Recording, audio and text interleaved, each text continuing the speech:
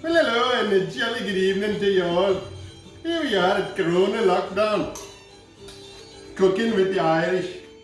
Normally I'd have a lovely Guinness while I'm cooking this fabulous meal for you, but my children only come and leave this rubbish behind, so no Guinness for me. My wife, she said she'd drink it if I pour it, so we'll do it just for the show. Look at the colour of that. I won't say it tastes like a urine sample, but that's kind of how it looks. So for me, I'll stick with my vodka. I got it from the French, it's pretty good. Oh yeah, that really lights your whistle. Okay, last night we cooked, someone else cooked tacos here.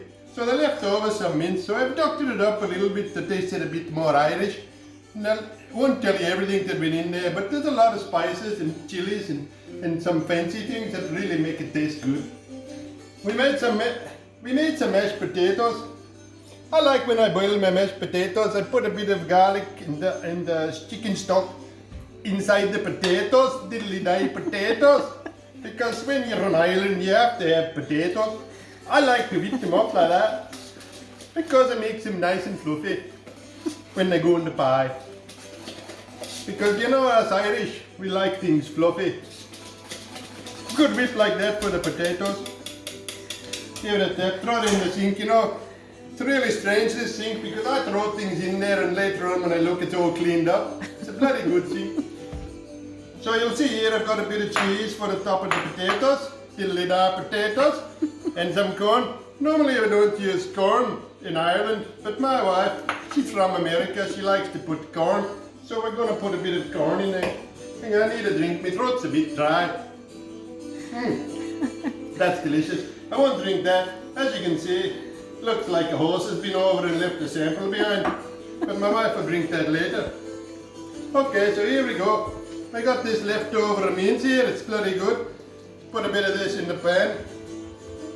It's called a pie, but there's no crust in it.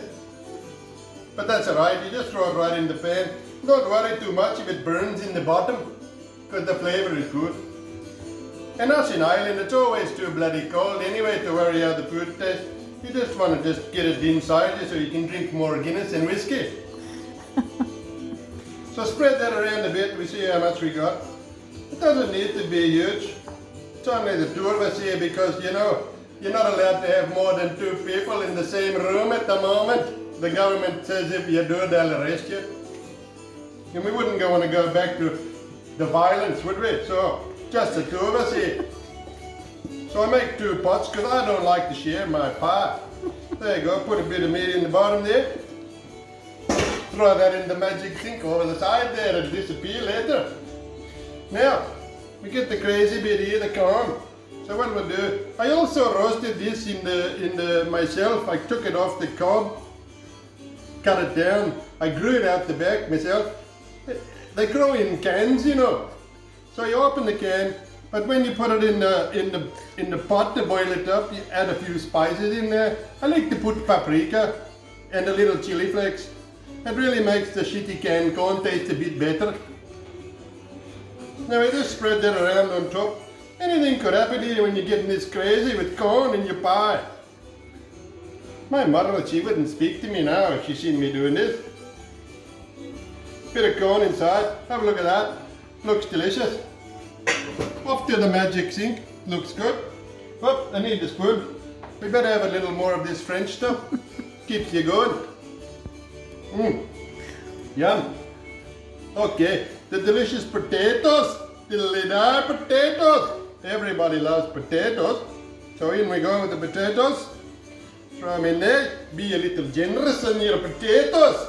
Because everybody loves potatoes. Puts hair on your chest, my dad always told me. Don't know if that really works, but I ate a lot of potatoes and I've got hair on my chest, so probably true. Not that me drunken dad would ever lie to me. So in it goes, like that, just on top. You know, I always wondered why it was called a shepherd's pie. And everyone said it's because the shepherds used to eat it when they were out with their sheep. But I don't know where they ever came up.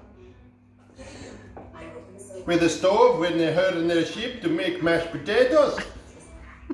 Maybe they put the potatoes in the back of the sheep and then they ran around and they got all mixed up. I don't know. I never really thought about it that much. So we put that in there. Look at that. Looking fabulous. Don't forget, this is all leftover food we had in the cupboard because we're not allowed to go to the shop at the moment because you're not allowed outside your house because ScoMo said no way, if you go outside we'll arrest you and push you in prison. So we'll stay here with leftover meat and potatoes.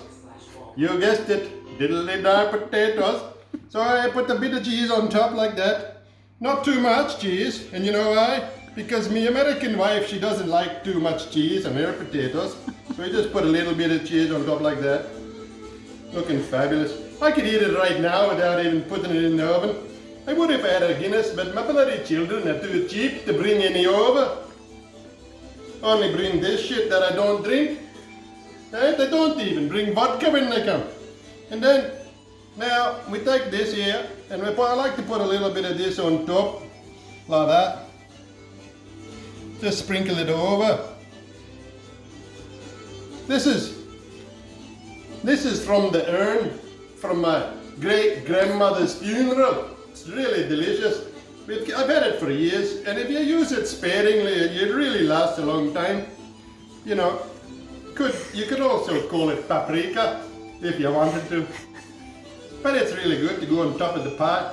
Now, I already turned the oven on a little earlier, so it was hot before I started. I'm just going to throw them in here, like that, right in the middle. You know, if you're not from Ireland, you should probably use one of those mitts for the girls, but us we tough, we don't need those. So in it goes in the oven. And you know, people always ask me how long it takes to cook a great shepherd's pie, and I tell them, when you look in the oven and it's bloody ready, that's how long it took. So that's how you know. So that's how shepherd's pie. I'm going to do dessert tonight too because again my wife tells me I have to. I'm not going to show you how to cook it. But what I'm going to do is, I'm going to make an apple pie. As you can see, I made some great apples here. Cut up the apples and put some sugar and some cinnamon on there. Little bit of water in the pan. Cooked it up, delicious.